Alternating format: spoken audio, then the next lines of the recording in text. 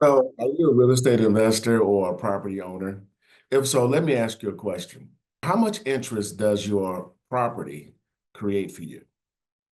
How much cash reserves does your property create for you?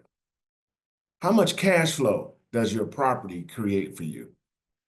And how much profit does your property create for you? And last but not least, does your property create velocity of money?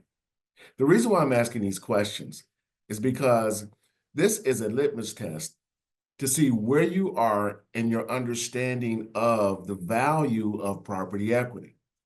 Because if your property equity is not creating those what we call miracles of money, what that means is that you're losing out on a substantial amount of wealth accumulation.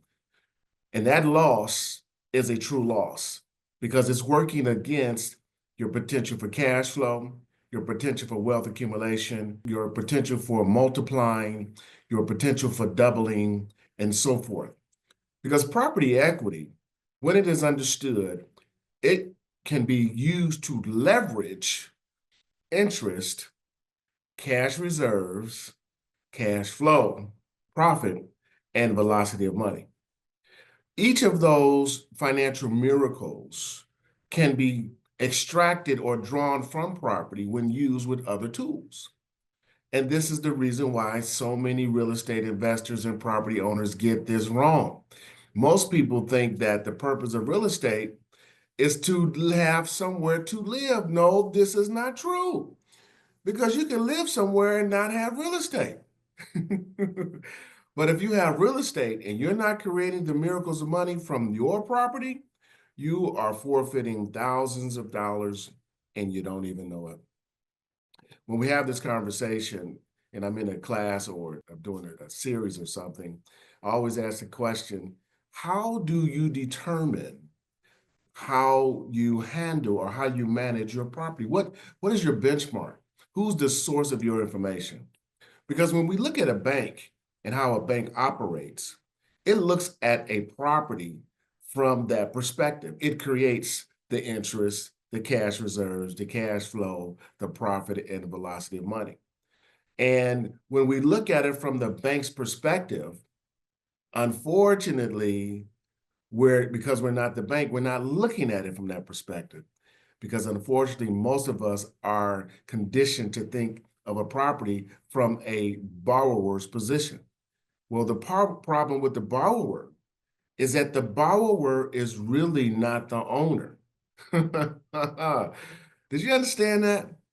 That when a property is purchased, even though the buyer of the property is the owner, technically they're not. The person who owns that property is the bank. Because as soon as you miss enough payments, the bank will show you who really owns that property. And because of that, that particular gap or that particular risk factor, the best way to overcome that is to know how do you create the miracle of money from a property. So when we get into the interest, we talk about cash reserves, cash flow, profit, velocity of money. What we're really talking about are the financial benefits that come from when we own property and we are managing that properly correctly. Because I get it, real estate investors, I get it.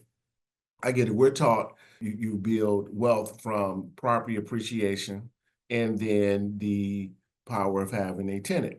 And then those who are quote unquote flippers, you create equity position by doing things to the property, adding a room or whatever you may do to increase the value of the property. But that takes a lot of labor. That takes a lot of investment. That takes a lot of man or woman hours to do that. When what I'm talking about is how do you double the value of a property regardless of market conditions? How do you double cash reserves without concerned about market losses or heavy man hours or heavy woman hours to create that equity? And how do you do that without paying taxes? And then the third piece is how do you create cash flow from a property without the need of a tenant? And then how do you double that cash flow that you're creating from that property? And then how do you do this on a repetitive basis? Because this is what the bank does. The banks only think in terms of taking a property and doubling its value and doubling its cash reserves and doubling the velocity of money. They only think in terms of multiples when it comes to property ownership. And they care nothing about labor. They're doing this strategically by utilizing systems and processes and tools to create this multiplier effect for a property. And when we understand how to do this, we can literally take a property and create interest from that property. We can create cash reserves from that property. We can create cash flow from that property. We can create profit from that property. And we certainly can create a velocity of money from that property. So because this is a process and because we're talking about a system of thinking, it requires other tools to do this. And again, this is the reason why the banks get ahead, because they understand how to use systems and tools to create the miracle of money from a property, regardless of market conditions and without the need of a tenant. So let's take a look at this from a step-by-step systematic process. So one of the things that we want to do with a property is that we need to understand, how do you create equity within a property when there is no equity, when you have a mortgage that is against that property? This is one of the very first components to understanding how do you create a multiplier effect on a property. We have to learn how to create equity within the property itself. Now, I'm going to throw a quick bonus in here. Oftentimes, real estate investors who want to use a property to buy another property and in turn buy another property and in turn buy another property. I've interviewed some of those real estate investors. So we're not talking about a high risk real estate investment strategy. What we're talking about is making the building of cash reserves the highest priority, because it is cash reserves that positions a property owner or a real estate investor from a position where they're actually reducing their risk and increasing their capacity to double their cash reserve position. And this should be the highest priority for any property owner or real estate investor. But we have to understand how this process works. So obviously, in most cases, what I utilize is the HELOC. Well, the HELOC, as we know, is when we take a loan against a property. We take that loan and we have cash reserves from the HELOC, and then we take it and we use it for reinvestment. But what happens when you already have a mortgage on the property and you're trying to create equity position? This is very important, ladies and gentlemen, because we have two different components happening at the same time. Remember, the property itself is going to organically appreciate depending upon the market conditions of where that property is. But then there's the artificially creating property equity value. Now, to really understand this from just a basic perspective, as you know, when a mortgage is created or a HELOC is created, it is created with the amortization table. The amortization table is nothing more than a software algorithm that is used to create profit for the bank and give the buyer a timeline by which that property will be paid off. Well, just like an algorithm can be created for the profit of the bank, there's an algorithm that can be created to the profit of the buyer. This is really important we understand this, because we want to be thinking from the bank's perspective. And just like the bank uses tools to create profit, the buyer must think in terms of using tools to create profit themselves.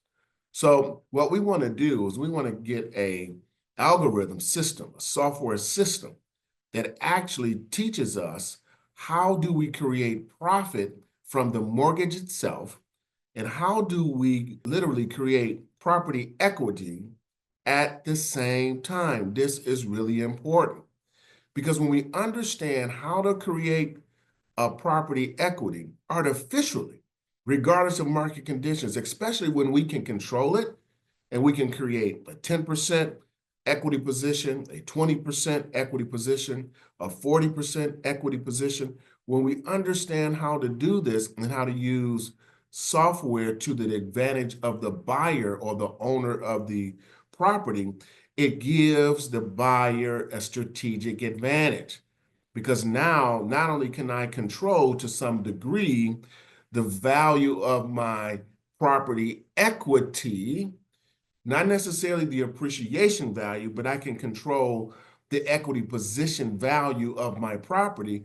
That positions the real estate investor so that they are now able to create more potential interest, cash reserve, cash flow, profit, and velocity of money. We're going to get deeper into this as we go through this process.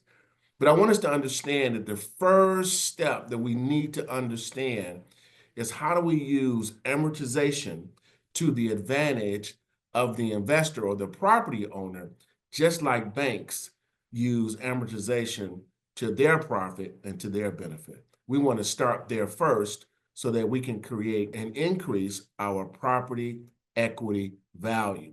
Hey, if this is a conversation you'd like to have more about, we're going to be doing a challenge where we're getting into more detail on how this process works and how do we literally learn how to double our equity position regardless of market conditions. I look forward to seeing you soon. Jeff Taylor here, your wealth architect and financial strategist, where we do problem solving to create wealth and opportunity for you in right now opportunities. Thank you very much. I look forward to seeing you soon.